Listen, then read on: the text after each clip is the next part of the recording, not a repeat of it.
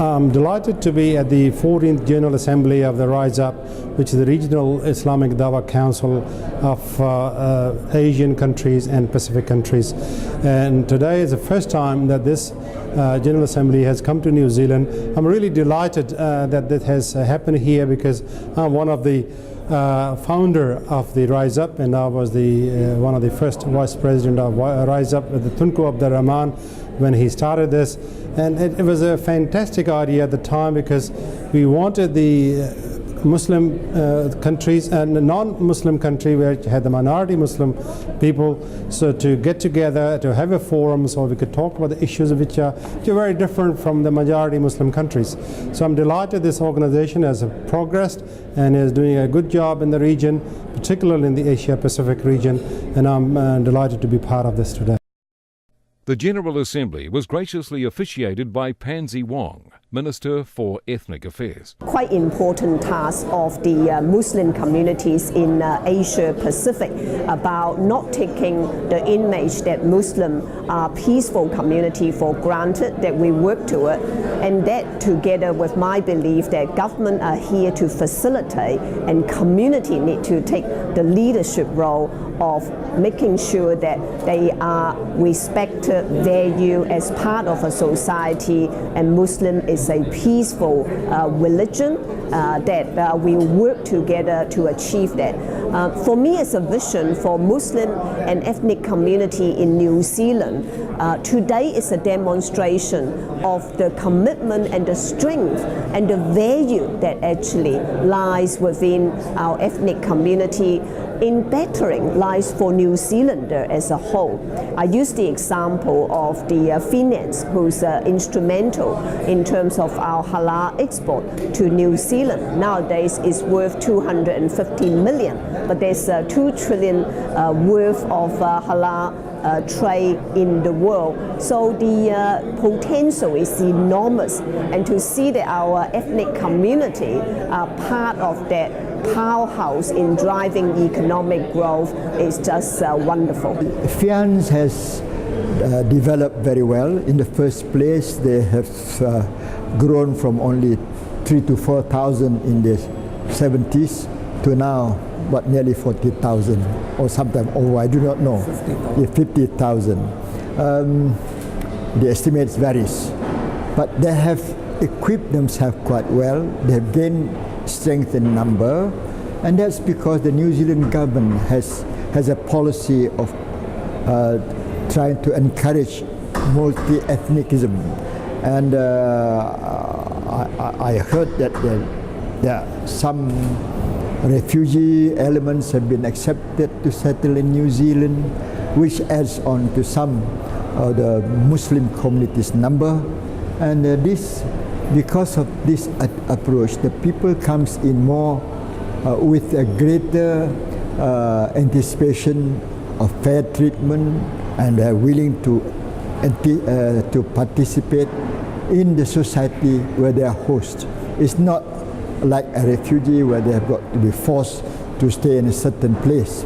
They are welcome, and that's a good beginning for any refugees. And I do believe it's a wise policy that will yield good results for the future. I think yes, it enhances FIANZ's mana, so to say, in the local context, saying that FIANZ is well connected and part of a regional setup, and it plays an important role in the well-being of the communities across several countries.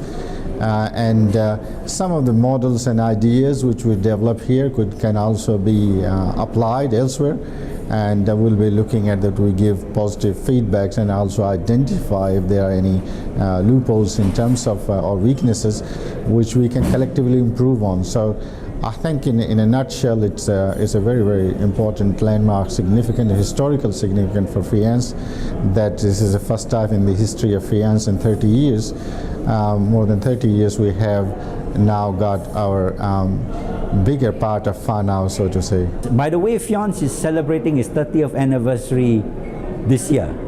And the last time I came to New Zealand and spoke with FIANZ was in 1988, and there were about 3,000 to 4,000 Muslims at that time. Now I'm told it's about 45,000 by the Member of Parliament. And if it's gone to 45,000 from 3,000 in a matter of 21 years, you've grown very rapidly. So the challenges for FIANZ is even greater. That FIANZ is to recognize that the Muslim community is growing at a phenomenal rate. So it's a very nascent young population. And as a young population, first generation, the adjustment issues are even more significant than in the second and the third generation. So FIANZ has to recognize this process of helping the new Muslim population adjust and helping the second generation feel even more, identify themselves more as part of New Zealand, at the same time maintaining the fact that they can be a good Muslim, they can and yet become a part and parcel of New Zealand society. The RISEAP catchment covers a population of over 300 million Muslims in the region. They import over $1 billion of New Zealand primary products, meat and dairy products, annually. It was noted that close cooperation and dialogue between Muslims and other faith communities in the region is important for a peaceful coexistence of all communities living in the Asia-Pacific region. Office of Ethnic Affairs had a range of programs to fulfill one of my long-stated objectives. I have always said it's far too long our ethnic community are being underutilized in terms of their expertise. I don't see ethnic community should continue to be a passive community or perceived to be needing social support. Of course, they should be entitled to it, but they should turn themselves around. We should see them as a powerhouse and partner in driving New Zealand's economic growth. Well, there are general issues. There are many issues. Most of them, the countries in the RISEAP, are places where Muslims live as a minority among other communities. So, under those circumstances, we have to recognize that it is a different situation when Muslims are a majority, but for Muslims as a minority, it's important for them to recognize that we have to find ways and means of being seen as integrating the rest of society, as also being seen as a positive contributing force in each society.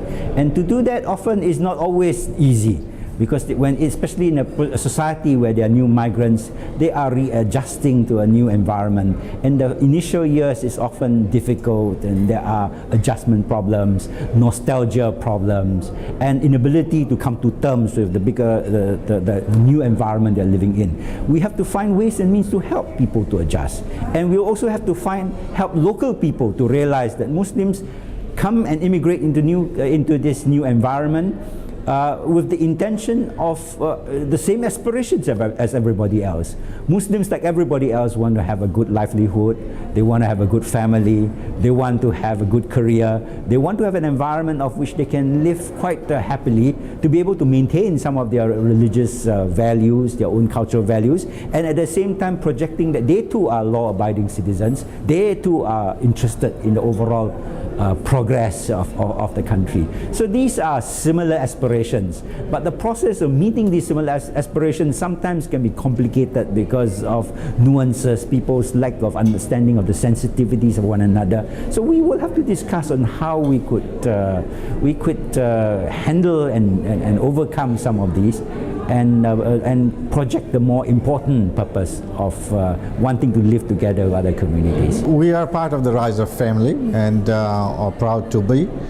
We have been one of the founding members of RISEAP, so we have always run workshops and conferences and so on and so forth, for particularly in the area of Dawah and youth and women development.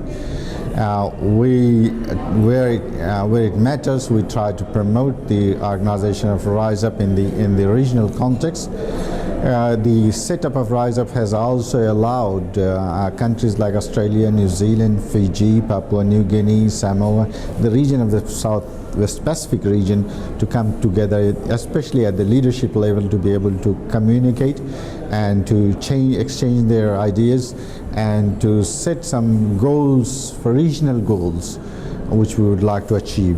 In that context, we do that facilitation by RISEAP, and involvement and engagement with RISEAP enables that, and that is what precisely we do. For us in RISEAP, we confine ourselves to the Asian region and the Southeast Asia and the Pacific. We think this is enough, big enough area to cover.